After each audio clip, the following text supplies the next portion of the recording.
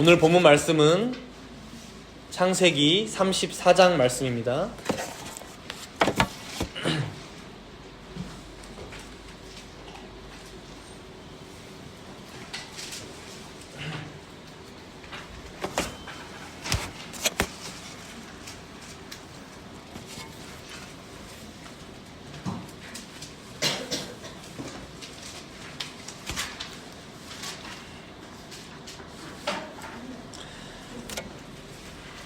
본문 말씀은 창세기 34장인데 제가 봉독은 34장 1절에서 13절까지 봉독하도록 하겠습니다. 봉독합니다. 레아가 야곱에게 낳은 딸 디나가 그 땅의 딸들을 보러 나갔더니 히위 족속 중 하몰의 아들 그 땅의 추장 세겜이 그를 보고 끌어들여 강간하여 욕되게 하고 그 마음이 깊이 야곱의 딸 디나에게 연연하며 그 소녀를 사랑하여 그의 마음을 말로 위로하고 그의 아버지 하몰에게 청하여 이르되 이 소녀를 내 아내로 얻게 하여 주소서 하였더라. 야곱이 그 딸 디나를 그가 더럽혔다 함을 들었으나 자기의 아들들이 들에서 목축함으로 그들이 돌아오기까지 잠잠하였고 세겜의 아버지 하몰은 야곱에게 말하러 왔으며 야곱의 아들들은 들에서 이를 듣고 돌아와서 그들 모두가 근심하고 심히 노하였으니 이는 세겜이 야곱의 딸을 강간하여 이스라엘에게 부끄러운 일, 곧 행하지 못할 일을 행하였음이더라. 하몰이 그들에게 이르되 내 아들 세겜이 마음으로 너희 딸을 연연하여 하니 원하건대 그를 세겜에게 주어 아내로 삼게 하라. 너희가 우리와 통혼하여 너희 딸을 우리에게 주며 우리 딸을 너희가 데려가고 너희가 우리와 함께 거주하되 땅이 너희 앞에 있으니 여기 머물러 매매하며 여기서 기업을 얻으라 하고 세겜도 디나의 아버지와 그의 남자 형제들에게 이르되 나로 너희에게 은혜를 입게 하라. 너희가 내게 말한 것은 내가 다 주리니 이 소녀만 내게 주어 아내가 되게 하라. 아무리 큰 혼수와 예물을 청할지라도 너희가 내게 말한 대로 주리라.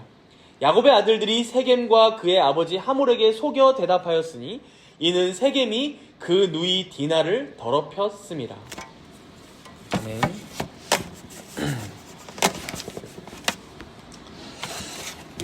오늘 본문은 야곱 집안에 일어난 비극적인 사건을 다루고 있습니다. 우리가 지난주 말씀에서도 봤지만 야곱에게 있어서 가장 큰 문제는 형 에서와의 문제였죠. 그럼에도 하나님의 은혜 가운데 화해로 잘 마무리된 것을 우리는 보았습니다. 야곱이 이제 고향으로 돌아왔기 때문에 우리가 기대하는 엔딩은 가족들과 행복하게 지내면서 마치는 해피 엔딩이었을지 모릅니다. 그러나 오늘 본문은 야곱 집안에 굉장히 큰 새로운 문제가 터지게 되었음을 보여줍니다. 오늘 본문의 대략적인 내용을 먼저 말씀드리면 야곱에게는 한 명의 딸이 있었습니다. 외삼촌 라반의 집에서 지낼 때 총 12명의 자녀를 낳았는데 그 12명이 다 아들이 아니라 11명만 아들이었고 한 명의 딸이 있었습니다. 그 아이가 오늘 본문에 등장하고 있는 야곱과 레아 사이에 태어난 디나입니다. 디나. 이 디나는 요셉과 나이가 비슷하거든요. 라헬이 요셉을 낳을 때 레아가 디나를 낳았기 때문에 오늘 본문에 아마 나이가 한 15살 정도로 추측됩니다. 15살 정도로. 많이 잡아서요. 많이 잡아서. 15살 정도라고 하면 10살에서 15살 사이면 얼마나 호기심이 많을 나이입니까? 더군다나 자기 집안에는 남자들, 오빠들밖에 없고 자기 친구 누구 없나, 사귈 사람 없나 하고 집 밖으로 나갔는데 그만 바로 그때 사고를 당한 거죠. 거기 원주민이었던 히위족 속의 세겜이라는 놈이라고 하겠습니다. 범죄를 저지른 사람이니까 겁탈을 당하게 됩니다. 오늘 본문 표현으로 하면 강간을 당합니다. 성폭행이죠. 어처구니가 없는 것은 이 일로 이 세겜이 당시 추장의 가문이었던 것 같은데 그 아버지가 야곱에게 찾아와서 아예 이참에 이 둘을 결혼시키면 어떠냐, 내 아들 세겜이 당신의 딸 디나를 정말 좋아하고 사랑하는 것 같은데 결혼시키면 이 사고도 무마가 되고 서로 가문끼리도 좋고 아이들도 잘 살고 좋을 것 아니냐라고 제안하는 거예요. 이걸 듣고 가장 열받아 했던 게 누구냐면 디나와 한 뱃속에서 태어난 두 오빠들이었어요. 여러분, 디나가 레아의 뱃속에서 태어난 딸이니까 생각해보면 레아가 총 6명의 아들을 낳았는데 그 중에 둘째와 셋째가 누구냐면 시므온과 레위예요. 이 시므온과 레위가 가장 좀 다혈질이기도 했던 것 같고 그 성정이 좀 잔혹했던 것으로 보입니다. 이복, 오라비들, 그러니까 뭐 라헬이나 다른 두 여종에게서 태어난 오빠들은 좀 덜 했겠죠. 아무래도 친오빠들이 아니니까. 그래서 이 시므온과 레위가 뭘 하냐면 세겜 사람들에게 할례를 행하게 해놓고, 여러분 할례 어떻습니까? 할례 다 커서 혹시 받으신 분 계신가요? 그 고통은 뭐 사실 저는 몰라요. 저는 태어나자마자 했기 때문에. 남자들이 엄청 아파하죠. 가장 아픈 날이 3일째 되는 날이라고 합니다. 그 3일째에 습격을 해서 그 세겜 성읍의 남자들을 싹 다 죽입니다. 복수에 성공을 하게 되는 거죠. 오늘 본문의 내용은 대략 이런 내용입니다. 어떻습니까? 요즘 같으면 신문이나 인터넷이나 유튜브나 뭐 9시 뉴스나 정말 대서특필될 만한 일입니다. 여러모로 비극적인 일이 야곱 집안에 겹쳐서 일어난 일이 오늘 창세기 34장의 일인 거죠. 그렇다 보니 이 사건에 대한 해석이 아주 분분합니다. 특히 야곱의 딸 디나가 왜 이런 일을 겪어야만 했을까에 대한 의견이 나뉩니다. 그래서 어떤 사람들은 아버지 야곱의 잘못이라고 해석을 해요. 그럼 아버지 야곱이 뭘 잘못했나? 야곱이 예전에 보면 꿈에서 사닥다리를 보고 돌을 세우고 거기에 기름을 붓고 예배를 드린 장소가 베델이거든요. 근데 하나님께서 약속하신 것은 거기까지 돌아오라고 했는데 그 베델까지 가지 않고 중간에 세겜에서 자리를 잡았다. 그래서 하나님께서는 그 벌로 디나에게 이런 일을 겪게 하셨다라고 해석을 하는 거죠. 근데 솔직히 여러분, 이 해석은 좀 마음이 잘 가지 않는 해석입니다. 만약 야곱이 베델까지 갔어야 했는데 세겜에서 머물렀다, 이런 잘못을 한 거라고 해도 그러면 야곱에게 적당히 자극을 주는 방식이었으면 좋았을 텐데 괜히 가만히 있던 딸 디나가 무려 성폭행을 당하고 어려운 일을 겪고 좀 하나님의 어떤 선하신 역사가 너무 왜곡돼서 나타나는 느낌이에요. 더해서 오늘 본문 바로 앞에 33장 19절을 한번 보세요. 33장 19절에 보시면 야곱이 이제 이곳 땅을 아까 그 세겜의 아버지 하몰에게 베크시타에 샀다고 합니다. 그럼 이 땅에 대한 매매 자체도 잘못된 걸로 우리가 해석을 해야 되잖아요. 그런데 나중에 보면 바로 지금 여기서 야곱이 구매한 땅에 요셉의 유골이 묻혀요. 여호수아 24장에 보면. 그러니까 이스라엘 백성들이 애굽으로부터 올라와서 야곱이, 우리 조상 야곱이 산 땅이 여기 있네 하고 이 땅은 좋은 땅이다 하고 여기다가 묻거든요. 그렇기 때문에 여기가 나쁜 땅이라면 여길 피하고 예전에 아브라함이 샀던 막벨라 굴에 묻히는 게 당연했던 것 같은데, 그래서 세겜에 머물려 했던 야곱의 잘못으로 보기에는 좀 근거가 빈약한 것 같아요. 다음으로 성폭행을 당한 디나 본인의 잘못이다라고 해석하기도 합니다. 본문 1절을 보면 이렇게 말씀하죠. 우리 본문 1절 함께 읽어봅시다. 본문 1절. 레아가 야곱에게 낳은 딸 디나가 그 땅의 딸들을 보러 나갔더니, 당시 세겜 땅의 문화나 어떤 치안 상황을 생각해 볼 때 이렇게 혼자 집을 나가서 놀았던 게 부주의하고 경솔했다는 거예요. 그러나 여러분, 아직 디나는 어리거든요. 물론 15살이면 당시 문화로 보면 혼기가 거의 찬 거라고도 하는데, 그럼에도 호기심으로 친구들을 좀 만나고 싶어서, 그렇죠? 남자를 보러 나간 것도 아니에요. 딸들을 보러 나갔는데 이 디나가 했던 이 행동이 성폭행을 당할 만큼 큰 잘못이라고 우리가 해석하는 게 맞는가? 좀 지나친 해석으로 우리가 보인다는 거죠. 이런 맥락에서 이 야곱의 딸 디나 사건이 어떤 한 사람의 잘못이다, 그러니까 야곱 잘못이야, 혹은 디나 잘못이야, 이렇게 생각하기에는 다 모자란 측면이 있는 것 같아요. 복잡한 사건이라는 것입니다. 여기서 우리가 하나 더 생각해 볼 수 있죠. 그렇다면 이렇게 복잡한 사건을, 그리고 한편으로는 굉장히 끔찍한 사건이 그려지고 있거든요. 야곱의 딸 디나의 성폭행 당한 사건, 그리고 야곱의 아들들이 잔혹한 살인을 저지르는 사건. 그럼 이 사건을 성경에 왜 기록해 놓으셨을까 우리가 생각해 볼 수 있죠.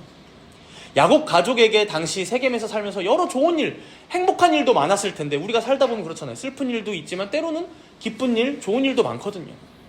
그런데 왜 이런 끔찍한 일을 겪게 하셨고 굉장히 가족에게 상처가 되는 일이었을 거예요.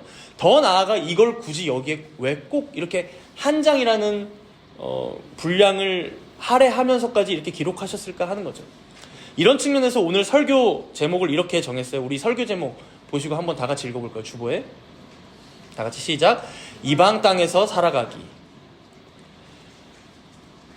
오늘 본문인 창세기 34장은 어쩌면 야곱이 이제야 본격적으로 이방 땅에서 살아가기 시작하는 모습을 보여줍니다. 지금까지는 아버지 이삭의 그늘 아래에서 살아왔고 혹은 외삼촌 라반의 집에 갔지만 거기는 이방 땅이라기보다는 친척의 집이었죠. 삼촌의 집. 고생은 했지만. 그러나 이제는 어떻습니까?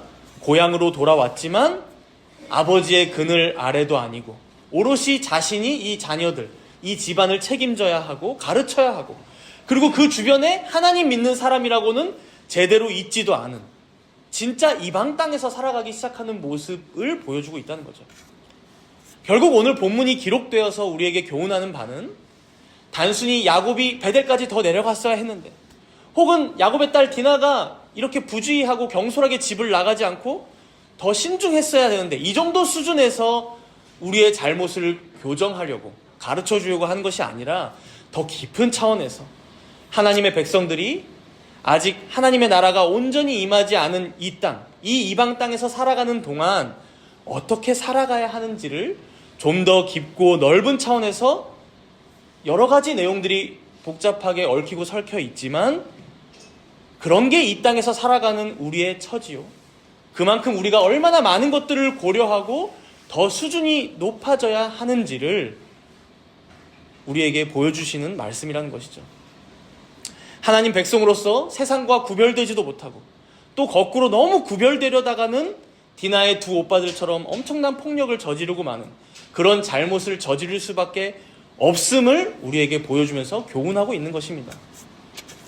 이런 측면에서 오늘 본문에서 분명히 야곱이나 야곱의 아들들이 잘못을 저지르지 않은 것은 아닙니다. 어떤 신학자가 이 창세기 34장을 분석하면서 이 본문은 10계명, 5계명부터 9계명까지 빠짐없이 모두 어기고 있다라고 해석을 하더라고요. 생각해보니 그렇습니다, 여러분. 5계명 생각해보죠. 야곱은 자녀들을 잘 다스리지 못해요. 그리고 야곱의 아들들은 아버지인 야곱을 업신여깁니다. 부모를 공경하라 어기고 있죠. 그리고 사람을 직접 죽이는 내용이 나와요. 6계명. 성폭행 사건이 나오고 결혼에 대한 잘못된 인식도 나와요. 7계명. 나중에 보면 야곱의 아들들이 세겜 성읍을 노략합니다. 약탈해요. 8계명. 그리고 할례하라고 속여서 거짓말로 속여서 죽이죠. 9계명. 그러니까 이런 본문이 또 있을까 싶은 본문이에요. 처참한 본문입니다. 그럼에도 우리가 이걸 하나하나 다 살펴보면서 그래서 이건 하지 말자, 저건 하지 말자 이렇게 접근하는 건 1차원적이니까 도대체 야곱과 그의 아들들이 어떤 생각과 태도로 이런 일들을 자행한 것인지 우리가 그 근원되는 잘못을 찾아보고 생각해보는 게 좋을 것 같아요. 먼저 야곱에 대해 살펴보고 이어서 야곱 아들들에 대해 살펴볼 텐데요. 먼저 야곱의 근원적인 잘못을 생각해보자면 하나님의 백성으로서 구별됨을 추구하지 않았다 하는 거예요. 하나님의 백성으로서 구별됨을 추구하지 않았다. 제가 앞에서는 야곱이 세겜 땅에 정착한 것 자체가 큰 문제는 아니라고 했죠. 그러나 오늘 본문 앞에서부터 이어지는 전체적인 맥락 안에서 야곱의 태도를 보면 야곱이 굉장히 바라고 있던 게 뭔지 조금씩 드러납니다. 이 세겜 땅에서 자신과 자신의 가족들이 이 이방 사람들과 잘 섞여서 이들과 같이 좀 잘 살아봤으면 좋겠다라는 바람이 있었어요. 물론 이런 생각 자체가 잘못은 아니죠. 우리도 다 그렇게 살아가죠. 그러나 우리가 조금 더 생각해보면 하나님의 백성은 결국 세상 사람들과 완전히 똑같이 살아갈 수는 없습니다. 분명히 어느 지점에 가서는 그들과 다른, 그들의 문화와 똑같이 살 수는 없는 구별됨, 즉 하나님 백성으로서의 거룩함, 이방 민족들과의 차이가 존재한다는 것이죠. 그런데 야곱의 태도를 한번 볼까요? 우리 본문 앞 33장 17절부터 보면 이렇게 얘기하죠. 야곱이 숫곳에 이르러서 자기를 위해 집을 짓고요, 또 가축을 위해 우릿간을 짓고 그 땅 이름도 지어요. 그리고 18절에 보니까 다시 좀 지역을 옮겨서 더 좋은 땅으로 갔는데 거기가 세겜 성읍, 거기서 장막을 치고 살기 시작합니다. 그런데 문제의 발단이 오늘 본문 1절이죠. 자신의 딸이 아무렇지도 않게 집 밖을 나가요. 이제 이게 왜 문제의 발단이 되냐면요, 여러분, 당시 가나안 땅에 있던 흔한 풍습 중에 하나는 약탈혼이라는 게 있었습니다. 약탈혼. 약탈혼이 뭘까요? 우리나라에도 옛날에 있었어요. 고려나 조선 초기까지 있었다고 하는데 보쌈 문화죠. 보쌈 문화.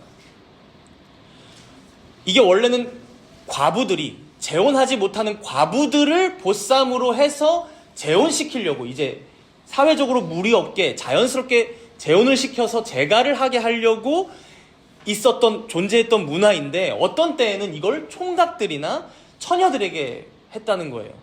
약간의 폭력적인 방식으로. 납치혼이죠, 납치혼. 그래서 정확한 말은 납치혼이라고 하는데 지금 이 고대 근동에 있었던 건 약탈혼입니다. 그리고 실제 혼인으로 연결되죠. 지금 세겜에도 그런 풍습이 있던 거예요. 거기다 지금 디나가 15살이면 홍기가 찼기 때문에 굉장히 위험한 때인 거죠. 근데 야곱은 어때요? 딸 디나가 나가든 말든, 혹은 어디 가서 약탈혼의 대상이 되면 그냥 그렇게 혼인시켜야겠다, 이렇게 생각한 게 아닌가 싶은 구석이 좀 나와요. 우리 본문 5절을 읽어봅시다. 본문 5절. 34장 5절이에요. 우리 다 같이 34장 5절 읽습니다. 야곱이 그 딸 디나를 그가 더럽혔다 함을 들었으나 자기의 아들들이 들에서 목축함으로 그들이 돌아오기까지 잠잠하였고. 지금 디나의 아버지죠. 이 야곱의 태도가 이해가 되십니까? 자신의 딸, 금지옥엽 같은 이 디나가 웬 낯선 이방 사내에게 겁탈을 당하고 돌아왔어요. 그걸 다 전해 들은 자리예요. 근데 어때요? 자기 아들들이 아직 돌아오지 않았다고, 일 마치고 돌아오지 않았다고 잠잠했대요. 침묵하고 있대요. 그 아버지와 그 당사자가 여기 앞에 있는데 말이 안 되는 상황입니다. 근데 앞의 내용을 잠시 볼게요. 우리 본문 2절을 보시면, 34장 2절을 보시면 디나를 겁탈한 이 세겜, 이제 본인이 추장인지 아니면 추장의 아들인지는 이 수식어가 불분명합니다. 그래서 한글 번역도 막 다 다르게 하는데, 어쨌든 그 땅에서 가장 유력했던 추장의 가문의 아들인 건 분명해요. 그 세겜이 디나에게 어떻게 했다고 말해요? 그를 보고 끌어들여 강간하여 욕되게 하고. 지금 이 단어들의 조합은 분명히 자신의 딸 디나에게 폭력을 행사해서 그녀를 억지로 강간했다는 말이거든요. 근데 더 어이없는 건 이어지는 3절입니다. 우리 3절을 함께 읽어볼까요? 3절. 그 마음이 깊이 야곱의 딸 디나에게 연연하며 그 소녀를 사랑하여 그의 마음을 말로 위로하고. 겁탈해놓고 뭐라고 얘기하는 거예요? 사랑해서 그랬다는 거예요. 디나를 보고 첫눈에 반했든, 혹은 저기 야곱이 새롭게 이번에 우리 땅에 들어왔는데 저희가 좀 부자인 것 같아, 우리 저기 가문이랑 결혼하자 하고 의도적으로 접근해서 약탈혼을 시도했든, 세겜 입장에서는 지금 자신들의 문화대로 어떻게 하고 있는 거예요? 디나와 결혼하기 위해서 그녀를 납치해서 성폭행하고 그 이후에 그녀를 위로하면서 내가 사실 진짜 너 사랑해, 우리 결혼하자라고 하는 거예요. 그래서 4절에 보면 자신의 아버지인 하몰에게 이런 정황을 얘기하고, 그 하몰이 야곱을 찾아와서 말하는 내용이 8절에 나오는데요. 8절부터 10절까지 제가 읽을 테니까 여러분 눈으로 보세요. 8절부터 10절까지. 하몰이 그들에게 이르되 내 아들 세겜이 마음으로 너희 딸을 연연하여 하니 원하건대 그를 세겜에게 주어 아내로 삼게 하라. 너희가 우리와 통혼, 가문 간의 결혼입니다. 너희 딸을 우리에게 주며 우리 딸을 너희가 데려가고 너희가 우리와 함께 거주하되 땅이 너희 앞에 있으니 여기 머물러 매매하며 여기서 기업을 얻으라 하고. 지금 세겜 아버지 하몰의 말이 어때요? 아주 자연스러워요. 지금 결혼으로 이어지는 게. 우리 아들이 당신 딸을 범했잖아요. 우리가 이제 통혼합시다. 결혼합시다. 그럼 당신들도 좋고 우리도 좋을 거예요. 이 땅에서 당신들은 함께 섞여서 살아가고 당신들 매매도 본격적으로 참여하고 기업도 얻을 거예요. 여러분, 이들은 지금 어때요? 이들의 문화가 그렇기 때문에 자연스러운 거예요. 그럼 여기서 우리가 생각해 봐야죠. 이들의 문화라고 해서 이게 옳은 게 아니라면, 만약에 야곱이 세겜의 이런 문화들을 여러분 알았다면 어떻게 했어야 되겠습니까? 야곱이 몰랐다고 볼 수는 없거든요. 만약 알았다면 자신의 딸 디나가 집을 나가는 것까지 체크하진 못했어도 미리 자녀들을 모아놓고 주의를 줬어야죠. 우리는 그들과 같이, 이들의 풍습과 같이 결혼하지 않기 때문에 디나 너는 특별히 조심하고 너희 아들들도 그런 식으로 하면 안 된다라는 걸 분명하게 가르쳤어야 되는 거죠. 아버지로서 당연한 의무고 책임이잖아요. 이게 참 미묘한 게요, 자신이 사랑하는 라헬의 딸이 아닌 레아의 딸이라서 그랬을까? 저는 그렇게 이제 추측도 해보는 거예요. 자신도 레아와 원하지 않는 결혼을 했잖아요. 자신도 레아에게 사기 혼을 당했잖아요. 그러니까 그 딸인 디나니까 그걸 은근히 방치한 게 아닌가, 방임한 게 아닌가라는 이제 추측입니다. 추측까지 해보는 거예요. 야곱의 의중이 지금 이 본문에서 명확히 드러나진 않지만 여러모로 너무 미적지근한 태도를 보이고 있고, 영적으로 우둔한 건지 무관심한 건지 무기력한 건지, 더 나아가서는 어차피 자신들이 여기서 살아갈 거라면 이들과 너무 구별되기보다는 이들의 문화에 우리가 좀 녹아들어서 결국 이들과 비슷한 방식으로 살아가면서 섞여 살아가야 하지 않을까라고 생각한 건 아닐까, 우리가 생각해 볼 수 있다는 것이죠. 그래서 나중에 보면 세겜에 복수하고 온 아들들을 탓하면서 이렇게 말해요. 30절을 여러분들 한번 보세요. 30절에 보시면 뒷부분을 보면 이렇게 얘기해요. 돌아온 아들들에게 나는 수가 적은즉 그들이 모여 나를 치고 나를 죽이리니 그러면 나와 내 집이 멸망하리라. 여러분, 지금 야곱의 말이 어때요? 자신의 딸 디나가 입은 상처에 대해서는 한마디 위로 없었어요. 위로 한마디도 없었어요. 근데 자기 집안이 어떻게 될 건지만 걱정하고 있어요. 나와 내 집이. 정상적으로 보이진 않잖아요. 안타까운 아버지의 모습이고 아주 모자란 지도자의 모습입니다. 여기서 우리가 교훈을 좀 얻을 수 있을 것 같아요. 사실 이방 땅에서 구별된 신자로 살아간다는 건 쉽지 않습니다. 당장 아브라함과 이삭만 봐도 이방 땅에서 살아가다가 어떻게 했어요? 자신의 아내들을 누이라고 얘기하고 팔아 넘기기까지 하는 그런 오를 범하기도 했죠. 그러나 그러한 과정을 지나고 나서는 어떻게 되었어요? 나중에 이삭이 아내를 탐했던 그 아비멜렉 앞에서 이런 평가를 받죠. 여호와께서 너와 함께 하심을 내가 보았다. 호되게 그 값을 치르고 난 후에야 겨우 그런 얘기를 들었던 게 이스라엘의 선조들이었다면, 오늘 본문에서 야곱도 당시 그 땅의 문화 앞에서 대처를 잘하지 못하고 구별되지 못하고 그들 속에 섞여 살고 혼합해서 살려는 것처럼 우리 또한, 그렇죠? 우리 또한 그러할 때가 많죠. 오늘 본문이 성에 대해서, 결혼에 대해서 말하고 있으니까 우리가 이 7계명에 대해서 조금만 더 한번 보시죠. 당장 우리들의 문화는 어떠합니까? 여러분, 이제 더 이상 간음은 죄가 아닙니다. 우리나라에서는. 왜 그래요? 간통죄가 폐지되었어요. 사랑에 빠진 게 죄는 아니잖아. 이 말이 진짜예요. 죄는 아닙니다, 여러분. 물론 민사상의 책임은 집니다. 위자료를 더 배우자에게 줘야 한다던가, 이혼 소송에서 불리하게 작용한다던가 불이익이 따르죠. 그러나 간음, 불륜, 그건 성적인 자기 결정권이지 범죄는 아니라는 거예요. 그게 이제 헌재에서 이미 헌법재판소에서 다 판결이 난 것이죠. 다만 배우자에게 뭘 해라? 손해배상을 더 많이 해. 제가 자료를 좀 찾아보니까요, 실제로 결혼한 사람들 중에 나는 불륜해봤다 비율이 얼마나 될 것 같아요, 여러분? 2020년도 조사 결과더라고요. 남자는 40%, 여자는 25%예요. 기혼 남성, 여성 조사한 거예요, 여러분. 남자는 거의 반이 됩니다. 제가 여러분들에게도 경고할게요. 여기 계신 부부들 서로 간에 유의하며 지내셔야 합니다. 교회 다니니까 내 아내는, 내 남편은 그러지 않겠지. 방심하는 순간 여러분 야곱과 같이 될 수가 있어요. 어느 날 너무 멋있게 꾸미고 나간다. 어느 날 내 아내가 평소보다 너무 예쁘게 화장을 한다. 여러분 동선을 다 파악하시고 연락을 수시로 하시고 누굴 만났는지 사진을 보내라고 하시고 여러분 서로 경계하며 지내셔야 돼요. 여러분 그게 마땅한 거예요. 서로에게 파수꾼이 되어야 해요. 그게 우리가 서로 결혼 서약할 때 서약했던 내용이에요. 서로를 지키겠다. 서로를 향해 죽을 때까지 충성하겠다. 야곱의 무감각, 무관심이 오늘 어떤 결과를 낳았는지 우리는 잘 상고해야 합니다. 그래서 부부간에 더욱더 서로가 사랑하기를 힘써야 합니다. 안타깝게도 요즘은 교회에서도 간음이 죄다, 혹은 이혼이 죄라는 것을 담대하게 잘 말하지 못한다고 합니다.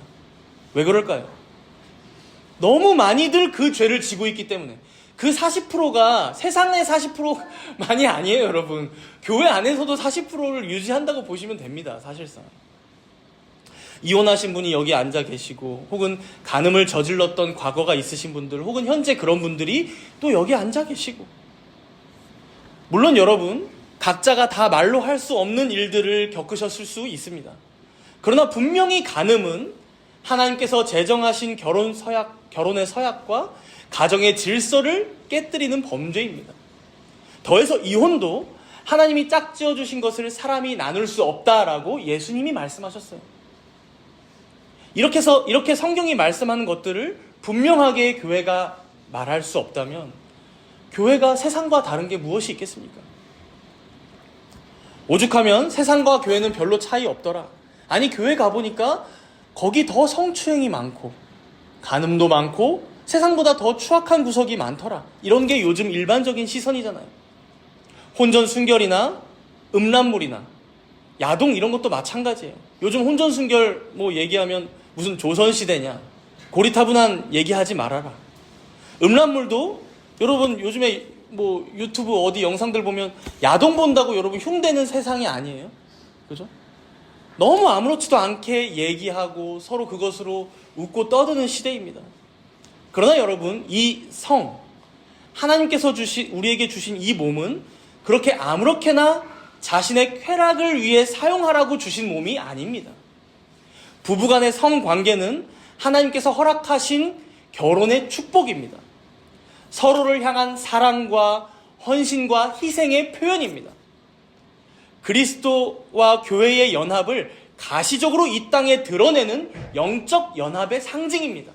그래서 그리스도와 교회와 같이 부부가 그래야 한다라고 얘기하시는 거예요. 남편과 아내가. 그 고귀한 행위를 통해 하나님께서는 우리 가정과 또 우리 교회 가운데 그리고 이 사회 가운데 귀한 생명을 허락하심으로써 모든 질서들을 보존하시고 유지하시고 계속해서 이어나가게 하시는 거예요. 근데 이게 단순히 죄인들의 놀이 문화나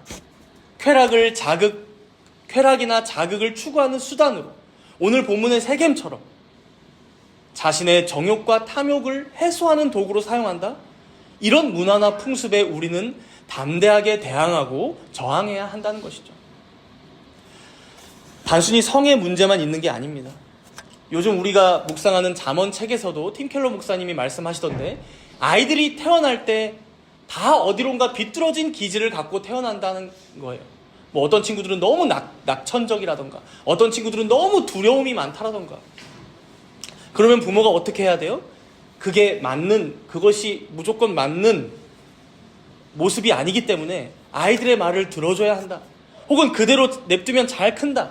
요즘엔 이런 성선설도 좀 득세하는 듯해요. 워낙 인권이 중요시 되다 보니까 아이들에게 막 얘기하면 안 된다 이런 게 많잖아요.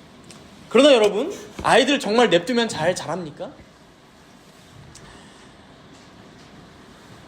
그게 부모의 권면과 견책이든 혹은 그가 살아가는 인생의 여러 환경과 상황에서건 자신이 잘못한 것에 대해서 다시 배우고 듣고 가르침을 받아야 이 죄인들은 올바르게 살아갈 수가 있는 거예요.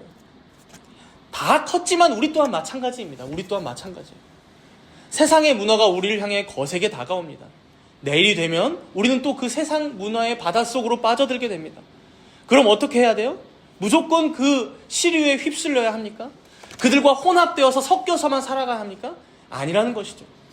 우리가 웨스트민스터 소요리 문답 이문답에서 배웠듯이 사람의 주된 목적인 하나님을 영화롭게 하기 위해 우리에게 주신 유일하신 규칙이 뭐예요? 우리에게 주신 유일하신 규칙이 뭐예요? 구약과 신약 성경 하나님의 말씀이에요. 그 하나님의 말씀으로 이러한 세상의 모든 시류들을 분별해야죠. 그게 바로 지혜이고 명철이다. 잠언 말씀이 계속해서 우리에게 가르치고 있잖아요. 우리 요즘 묵상하는 말씀에서.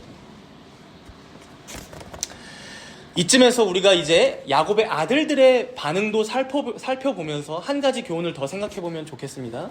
야곱의 아들들은 어떻게 이 사건을 해결하려고 했는지 우리가 잠시 살펴볼게요. 우리 본문 24절부터 27절까지인데요. 총 4절인데 우리 형제자매 이렇게 한 절씩 교독하도록 해볼까요? 먼저 형제들부터 24절입니다. 24절부터 27절까지 한 절씩입니다.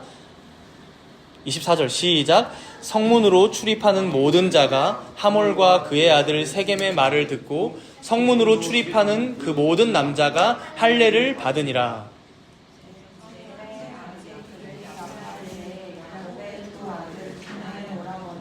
시므온과 레위가 각각 차례차례 그 성읍을 기습한 모든 남자들 칼로 하몰과 그의 아들 세겜을 죽이고 디나를 세겜의 집에서 데려오고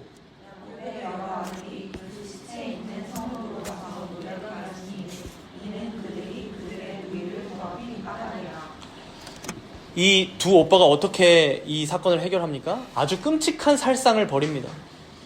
디나의 친오빠였던 시므온과 레위는 세겜 성읍의 남자들을 다 죽였고요. 나머지 여러 아들들은 뭘 했다고 합니까? 노략을 했어요. 노략을. 이어지는 28절부터 보시면 양과 소와 나귀와 성읍에 있는 다른 것들, 들에 있는 것들, 재물들, 심지어 그들의 자녀들과 아내들 다 사로잡아 왔대요. 여러분 이거 완전히 도적대죠. 도적대. 약탈꾼이 돼버렸죠. 지금 야곱의 아들들이. 여러분 이건 하나님의 백성으로서 바르게 구별되는 방식이 아닙니다. 이렇게 폭력을 쓰고 약탈의 방식으로, 즉 세상의 이방 민족들과 똑같은 방식으로 그들을 이기려 하는 것은 야곱과는 또 다르게 잘못하는 것이죠. 야곱이 마땅히 하나님 백성으로서 추구해야 할 거룩함과 구별됨을 너무도 소홀히 했다면 지금 그의 아들들은 어떻습니까? 좀 길지만 여러분 제가 일부러 이제 주보에 넣었는데 주보 빈칸에 넣으면서 적으시면서 잘 이해하시면 좋겠어요. 야곱의 아들들은 하나님의 뜻을 오해하여 폭력으로 그릇된 정의를 실현하려 했습니다. 하나님의 뜻을 오해하여 폭력으로 그릇된 정의를 실현하려고 했습니다. 참 안타까운 게요. 야곱의 아들들은 디나를 구하기 위해서, 그게 최우선 목표이니까, 그건 맞죠. 최우선 목표인 것은. 그러나 어떤 방식으로 합니까? 폭력의 방식으로. 심지어 상대방을 칼로 진짜 죽이는 살인의 방식으로 복수를 했습니다.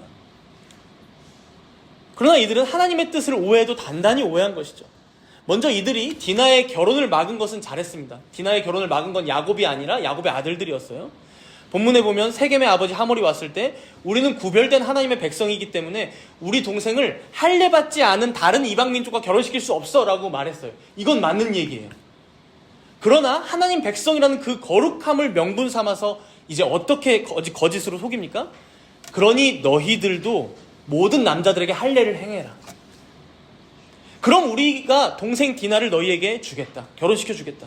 그게 하나님 백성의 구별된 표징이니까 너희가 우리와 같이 되면 결혼을 승낙해 줄게. 그러나 여러분 우리가 알지만 여러분 할례만 행한다고 하나님 백성이 됩니까?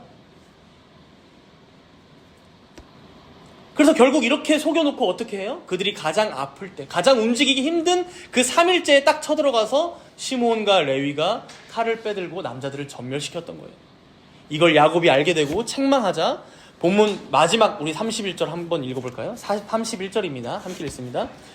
그들이 이르되 그가 우리 누이를 창녀같이 대우함이 옳으니이까.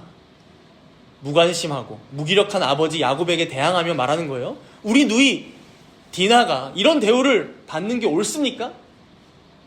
맞는 말입니다. 옳지 못하죠. 그러나 역으로 이렇게 질문해 볼 수 있죠. 그럼 너희들이 한 짓은 과연 옳으냐? 그죠? 그럼 너희들이 한 짓은 과연 옳으니? 하나님께서는 오늘 말씀을 통해 우리에게도 말씀하시는 거예요.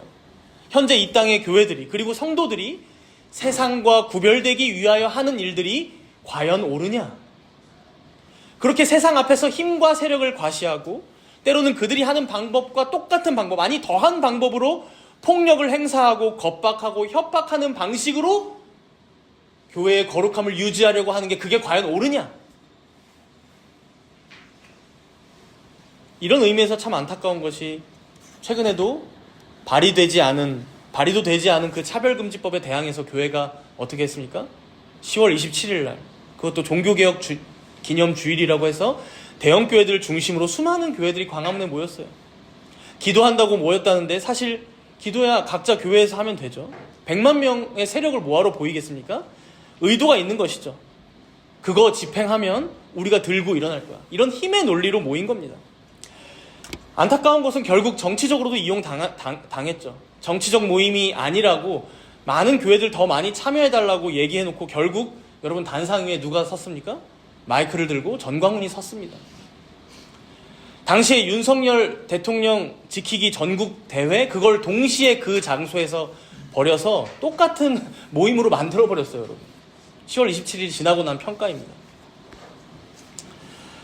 그러니 여러분, 어쩌면 우리가 살아가는 이 시대는 그 어느 때보다 신자들이 더 분별력과 지혜를 가지고 세상과 어떻게 구별되는 것이 정말 옳은 것인지 때로는 단호하게 잘라낼 때도 있어야 합니다. 오늘 본문의 야곱처럼 지지부진하면 안 되겠죠.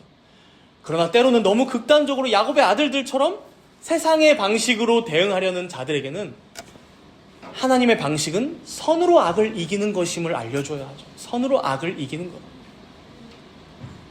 그래서 교회가 무엇을 위해 어떻게 목소리를 내는 게 옳은지 알려주고 가르치고 균형을 잡게 하는 것, 굉장히 수준이 높은 작업이지만 이걸 해야 한다는 거예요. 이게 제대로 되지 않으면요, 우리가 교회에서 공부하면서도 십자군 전쟁을 봤죠. 십자군 전쟁할 때 무엇을 외치면서 그들이 예루살렘까지 갔습니까? 신이 그것을 원하신다. 신이 그것을 원하신다. 지금도 똑같습니다. 이게 하나님 뜻입니다.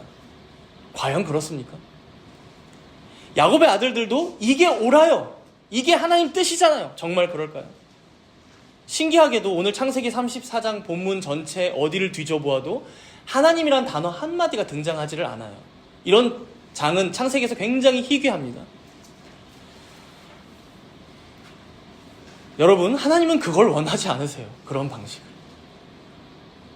이들도 전혀 하나님의 뜻을 바르게 고려하지 않았음을 보여주고 있는 것이고요. 우리 본문 30절을 함께 읽어봅시다. 이 사건에 대한 마지막 야곱의 말입니다. 30절 함께 읽습니다.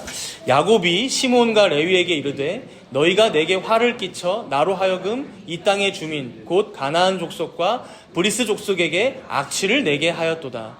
나는 수가 적은즉 그들이 모여 나를 치고 나를 죽이리니 그러면 나와 내 집이 멸망하리라. 비록 야곱이 자기 걱정을 많이 하고 있지만 틀린 말은 없어요. 이 일 때문에 가나안 주민들에게 자신들이 어떠한 존재가 되었다고 말합니까? 악취가 나는 존재. 도대체가 이 땅에서 다른 이방 민족들과 함께 어울려 살 수 없는 자들이 되어버렸대요.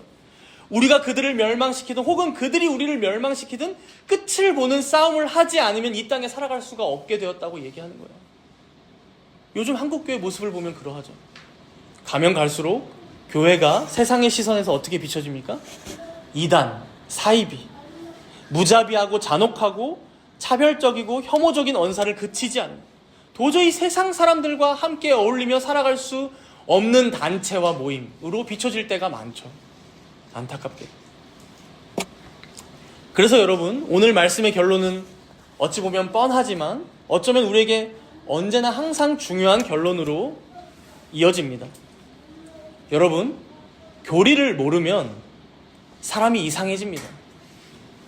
역사를 모르면 사람이 극단적이 됩니다. 성경을 바르게 알지 못하면 하나님의 뜻을 분별하지 못합니다. 그래서 여러분, 우리 교회도 많은 교육을 하지는 못해도 이 세 가지를 붙잡으려고 하는 거예요. 성경과 교리와 역사예요. 성경과 교리와 역사. 그러니 여러분, 우리가 이번에 교회사 교육을 마치기도 했지만 어차피 한 번으로 다 되지는 않아요. 이후에 또 역사 교육을 해야 할 것입니다. 그리고 교리 교육도 여러분들 소요리 문답 다 한 번씩은 하셨지만 더 공부해야 합니다. 솔직히 다 까먹었잖아요. 그렇죠? 완전히 내 것이 될 때까지 반복하고 또 자주 들여다보고 그래야 겨우 우리는 성경을 바르게 해석하고 이해하고 그렇게 세상 속에서 하나님의 뜻을 분별하며 지혜롭게 살아갈 수가 있습니다. 그래서 여러분, 새해를 시작하면서 당부드리고 싶은 것은 교회에서 교육하는 자리들을 여러분들이 귀하게 여겨주시면 감사하겠습니다. 때로는 어쩔 수 없는 상황이나 여건이 있을 수는 있겠지만 주일 오전에 공예배 또 오후에 이어지는 교육에는 여러분들이 꼭 참석하시기 바랍니다. 이제 역사를 마치고 다음으로 뭘 이어갈지 논의해보면 이제 좋겠는데, 다른 두 축인 교리나 성경을 포함해서 여러 가지를 더 공부하면 어떨까 싶어요. 그리고 때로는 주중에 교육이 필요하다면 여러분들 함께하면 좋겠죠. 여러 모양으로 여러 교육들이 있을 때 여러분들이 시간을 내셔야 합니다. 그렇지 않으면 우리가 우리를 더 잘 알잖아요. 금방 세상의 논리에 빠져들고 세상 유행에 쉽게 휩쓸려가고 하나님 백성으로서 구별된 자로 살아간다는 게 참 힘듭니다. 그래서 여러 가지 인문학적인 공부들도 필요합니다. 겁주는 것은 아니고 차근차근 평생에 걸쳐서 이러한 것들을 해나가야 하고 우리 정다문 교회는 이것을 도울 거라는 말입니다. 그러니 여러분들도 최선을 다해 따라주시고 올 한 해도 이 일들에 헌신해 주시기를 부탁드립니다. 우리 함께 기도하도록 하겠습니다. 오늘 본문에 보면 야곱의 모습, 또 야곱의 아들들의 모습에는 사실 우리들의 모습이 다 녹아져 있습니다. 때로는 세상의 문화나 사상들을 얕보고 그것에 쉽게 휩쓸리고 거기에 섞여서 혼합되어 살아갈 때도 있습니다. 때로는 그것에 대응한답시고 아예 담을 쌓아버리거나 나와 분리시켜서 이원론적으로 세상은 세상이니 나는 관여도 안 하고 아예 잘라내는 식으로 살아갈 때도 있습니다.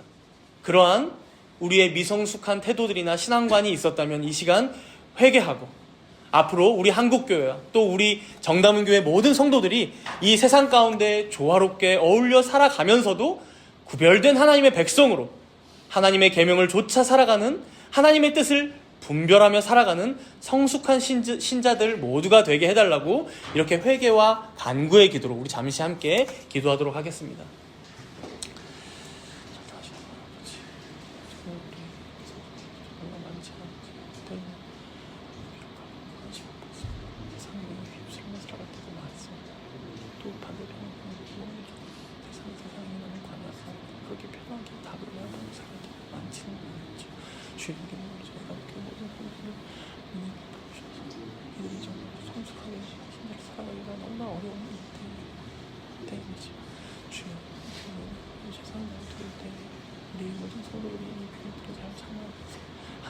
성도들이 신전을 성도로서 거룩하게 지어져갈 수 있도록 주님께서 은혜를 부어주셔서 역사가 아니고 하나님께서 깨닫게 하시고 하나님께서 주관하여 주시며 그리스도께서 은혜를 베풀어 주시며 있습니다. 주님도 모든 성장교회 성도들이 착한 자신의 상황과 어려운 어간들을 만나고 있지만 그 가운데서 주님께서 은혜를 기대하는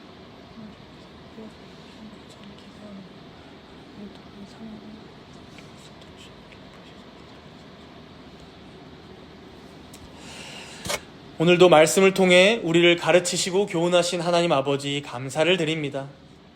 창세기 34장의 세겜의 잘못된 사랑과 야곱의 침묵, 그리고 그 아들들의 엇나간 분노를 통해 우리 안에도 여전히 잔존하고 있는 죄성과 연약함을 깨닫습니다.